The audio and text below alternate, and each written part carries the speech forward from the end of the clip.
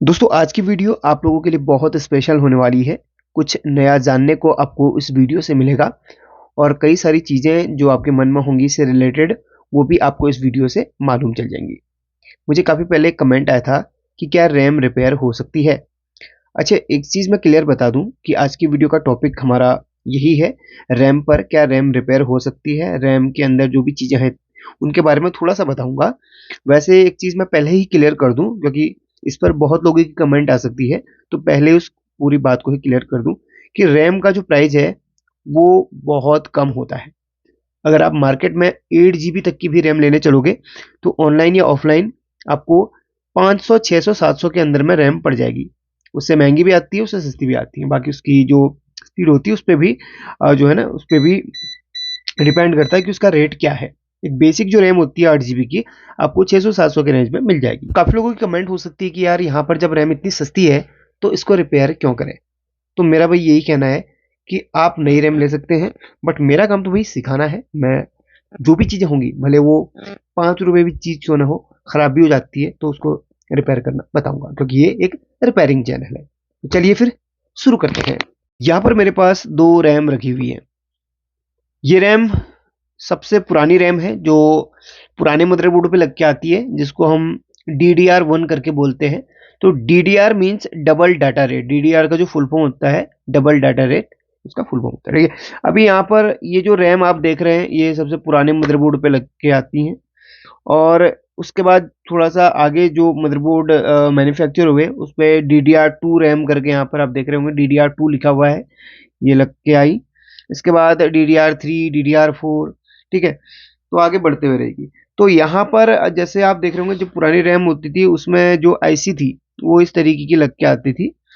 अभी जो आईसी हैं लगभग सभी रैम के अंदर इस टाइप की जो वीजी ऐसी होती है, जो बॉल वाली होती है जिनको रिबॉल किया जाता है, वो ऐसी लग के इसमें आ रही हैं। अब यहाँ पर काफ़ी लोगों का जो सवाल होता है कि क्या रैम रिपेयर हो सकती है, तो हाँ, कुछ केस में रैम रिपेयर हो सकती है। 50-50 हम कह सकते हैं। तो रैम में अक्सर खराबी क्या आती है वो बताऊंगा। तो वीडियो मैं बताने से पहले आपसे क्वेश्चन भी करना चाहूँगा, जब आप लोग यहाँ पर वीडियो में इंटरेस्टेड हैं ही तो रैम की फुल फॉर्म ज़रूर बताएं। ठीक है, रैम की फुल फॉर्म जिनको पता है सर्च मत कीजिए, अगर पता है तो बता दीजिए, नहीं पता है तो कोई बात नहीं। तो यहाँ पर देखिए रैम को अलग अलग कंपनी मैन्युफैक्चर करती हैं। तो ये सैमसंग कंपनी ने इस रैम को मैन्युफैक्चर किया और सैमसंग कंपनी की बेस्ट रैम होती है।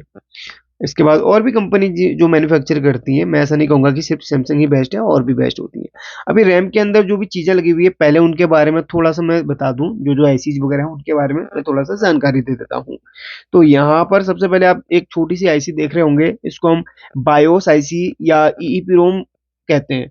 ठीक है, ये जो इसके अंदर जो प्रोग्राम है, मतलब जो इस रैम की जो प्रोग्रामिंग है वो सब इस आईसी के अंदर होती है।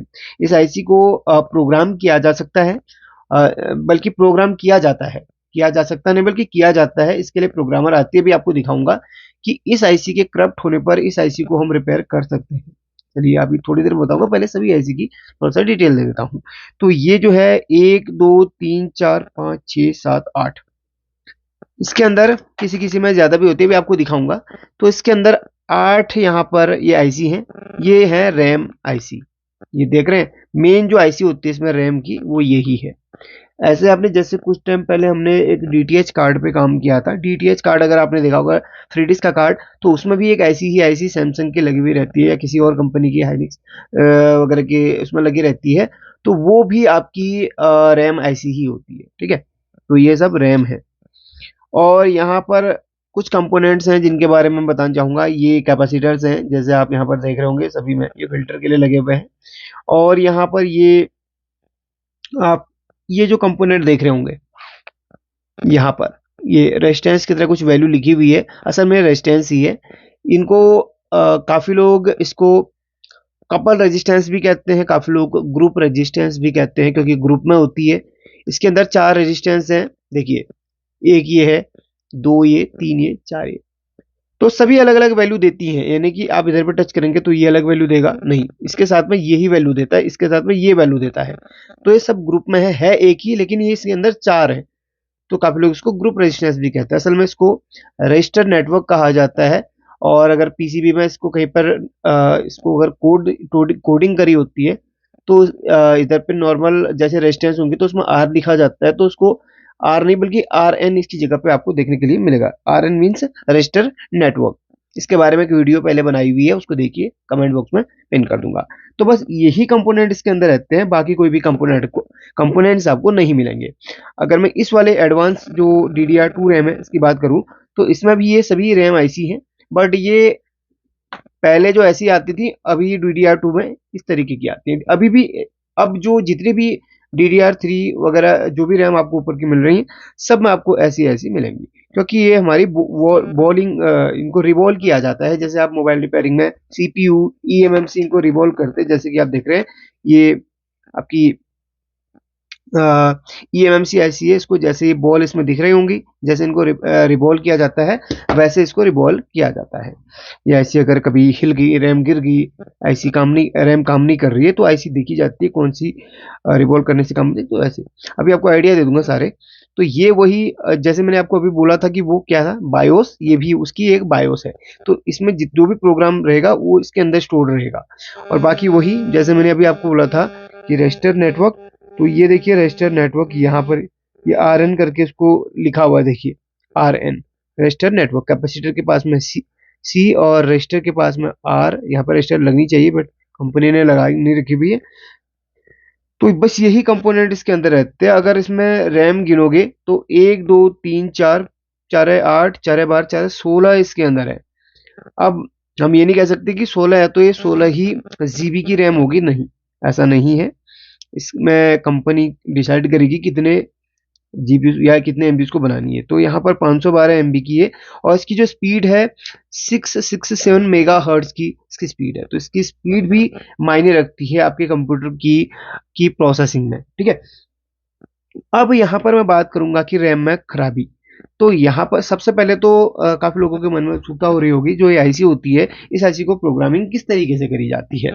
मैं एक थोड़ा सा गाइड अभी कर देता हूँ, लेकिन आपको मेरी और वीडियोस देखनी पड़ेंगी क्योंकि उनमें मैंने इन आईसीज को प्रोग्राम करना सिखाया है, क्योंकि एक ही वीडियो में ये सब कंप्लीट कर पाना पॉसिबल नहीं है। तो ये एक प्रोग्रामर है, ये भी एक प्रोग्रामर है, ये बेसिक प्रोग्रामर है। और ये जो प्रोग्रामर्स होते हैं ये आपके लगभग 200-300 की रेंज में ये प्रोग्रामर आ जाता है और 500-600 की रेंज में ये प्रोग्रामर आ जाता है। इन प्रोग्रामर्स के अंदर इन आईसीज को लगाकर प्रोग्राम किया जाता है। सपोज मैं थोड़ा सा गाइड कर दूं तो जैसे इसके अंदर ये आईसी लगी हुई है और आपकी रैम चलते चलते बंद हो जाती है, और अगर आप यहाँ पर पहले बेसिक टेस्टिंग करेंगे, बेसिक टेस्टिंग जैसे कि देखिए आपके कंप्यूटर में आपको रैम की शिकायत आ रही है।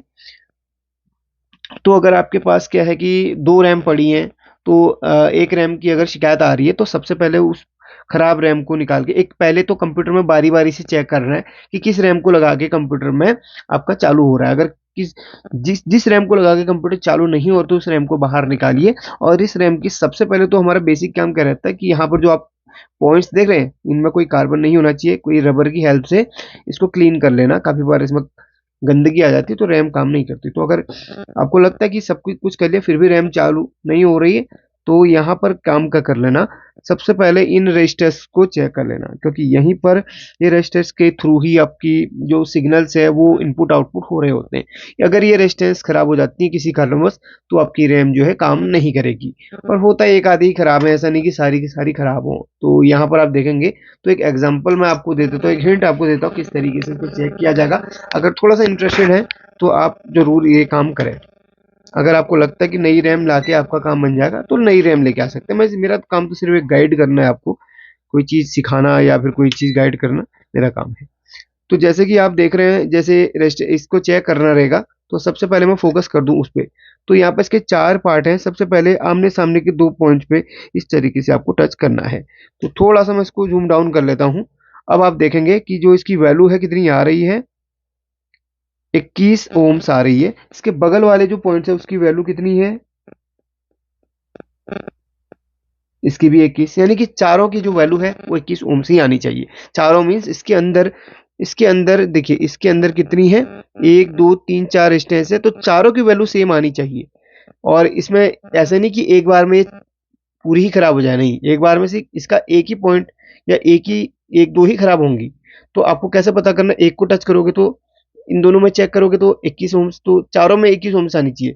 वैसे इसमें भी आपको इनमें से जिस जोड़े में वैल्यू थोड़ा सा आपको लगता है कि यार गड़बड़ हो रही है, इनको चेक करना तो बड़ा आसान होता है।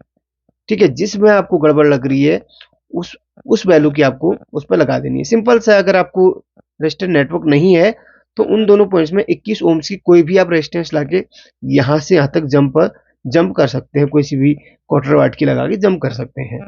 ठीक है, और इसके बाद हम बात करेंगे, ये तो आप चेक कर सकते हो, ये जो कैपेसिटर्स हैं इनको चेक करेंगे तो कैपेसिटर में आपको कोई भी शॉर्टिंग नहीं मिलनी चाहिए। जैसे आप चेक करते हैं कैपेसिटर को तो कोई भी शॉर्टिंग नहीं मिलनी चाहिए कैपेसिटर में, इतना याद रखना। ठीक है, तो शॉर्ट सर्किट कैपेसिटर नहीं दिखाने चाहिए।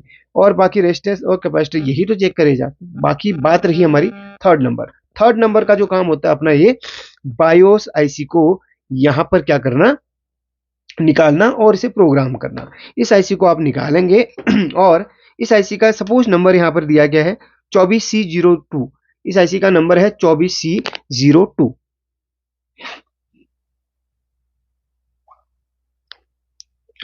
यहाँ पर आप देख रहे होंगे 24C02 इसके नीचे लिखा हुआ है, यानी कि ये 24C02 24 सीरीज की बायोस है। अभी यहाँ पर देखिए, ये इसमें 3 आईसी, इस वाले प्रोग्रामर के अंदर 3 आईसी को फ्लैश किया जा सकता है, 24, 25, 93 सीरीज। एक होती 24C और एक होती 25C, 93C। तो हमारी 24 सीरीज की है तो इस वाले स्लॉट में होगी। और इसमें क्या लगेगा, इस तरीके का एक पीसीबी आता है जिसको हम इस तरीके से उठा के नंबर वाइज, यहाँ पर आईसी की लोकेशन इस तरीके की है। फर्स्ट नंबर की लैग हमारी इस तरीके से लगनी है, 24 वाले स्लॉट में ऐसे लॉक कर दें और इधर पे आप उस आईसी को लगा लें, इस वाले, क्योंकि ये बड़ी आईसी तो इसमें लगेगी, उससे छोटी इसमें लगेगी। ठीक है, इस पे आईसी को उसकी पिन गिन लेना, फर्स्ट सेकंड थर्ड फोर्थ, उस हिसाब से लगा के इसको कंप्यूटर के साथ में कनेक्ट करके प्रोग्राम करना। कैसे करते हैं वीडियो कमेंट बॉक्स में दे दूंगा। ठीक है, और दूसरा प्रोग्रामर आता है जो कि 203, आप प्रैक्टिकल कर सकते हैं इन प्रोग्रामर को लेकर, है ना। तो इसके अंदर 24 और 25 सीरीज की होती, 93 सीरीज की नहीं होती। तो इसमें क्या दिया गया है, 24 और 25 सीरीज। तो यहाँ पर 24, यहाँ पर 25, ये जो स्लॉट दिया गया है इसमें 24, इसमें 25। इसमें अभी इस तरीके की पीसीबी इनके साथ में मिलती है, तो नंबर वाइज देख लेना और लगा के कंप्यूटर के साथ में कनेक्ट करके इसका सॉफ्टवेयर इंस्टॉल करके वो प्रोग्राम कर सकते हैं। वीडियो कमेंट बॉक्स में मैं पिन कर दूंगा। तो ठीक है, तो अब हम कैसे प्रोग्राम करें ये भी आपके मन में होगा। तो आपके पास जो 2 रैम होंगी, एक रैम तो खराब पड़ी रहेगी, एक रैम बिल्कुल सही रहेगी।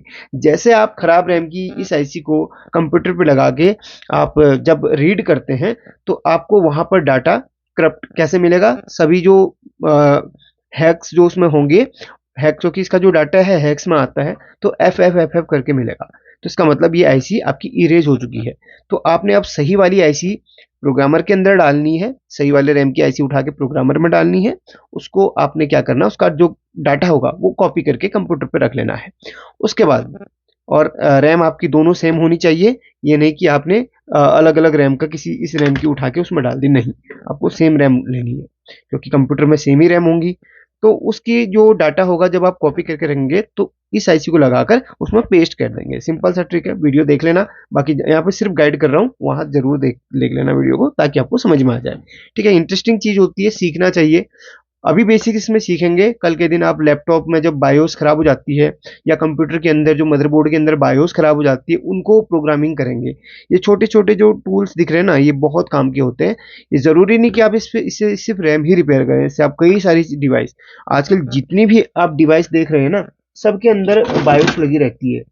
मैं एग्जाम्पल के गाड़ी का ईसीएम दिखाऊं तो इसके अंदर भी एक बायोस आईसी होती है। आप किसी भी चीज के अंदर पकड़े, आप अगर बात करें इस स्पीडोमीटर की या फिर इस डिजिटल मीटर की, तो इसके अंदर भी आप देखेंगे तो वही 24C सीरीज की इसमें भी बायोस होती है।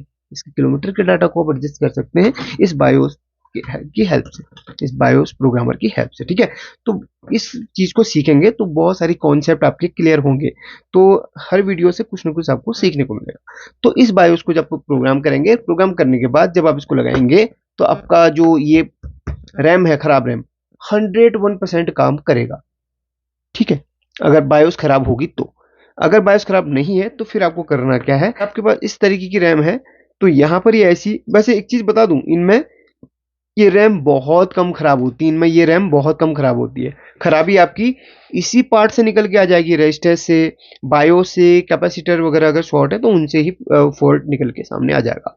कुछ केसेज में 2 या 3% केस में ये जो रैम होती है वो खराब होती है। अब इनमें क्या है, रैम को तो रिपेयर कर नहीं सकते, इनमें एक काम कर सकते हैं, इसमें पेस्ट अप्लाई करके थोड़ा सा हीट करके हल्का सा इसको, हल्का सा इधर उधर, हल्का सा जैसे आप आईसी को मूव करते ना, हल्का सा टच कर देना है, ये ऐसे हिलेगी, अपनी जगह पे फिर से आ जाएगी। जैसे आप रिबॉलिंग के वक्त करते हैं, क्या होता है कि कोई ऐसी एक एक बॉल ड्राई हो जाती है, तो एक एक करके आप सभी को हल्का हल्का हीट करके अपनी इसकी जो जगह है उस पर ला सकते हैं। रिबॉलिंग करना हर किसी के बस की बात नहीं होती है, हाँ इतना जरूर कर सकते हैं। उसके बाद ट्राई करें, मेरे ख्याल से तो रैम फिर चल जानी चाहिए, क्योंकि इनमें कोई ऐसा फॉल्ट इनका रैम का तो नहीं आता। जो भी फॉल्ट्स मैंने ज़्यादातर देखे हैं रेजिस्टेंस और बायोस के देखे हैं। तो इसका प्रोग्राम अपने पास सेव कर लो, वो हज़ारों DDR2 रैम पे उनके प्रोग्राम को अप्लाई कर सकते हो। ठीक है, मेरे ख्याल से बहुत सारी चीज़ें इसमें आपको क्लियर हो गई होंगी। वीडियो थोड़ा सा लंबी थी, लेकिन हाँ मैंने आपको जो चीज़ें बताई हैं वो आपको ये सीखने के लिए, प्रैक्टिकल करने के लिए मेरे ख्याल से बेस्ट होंगी।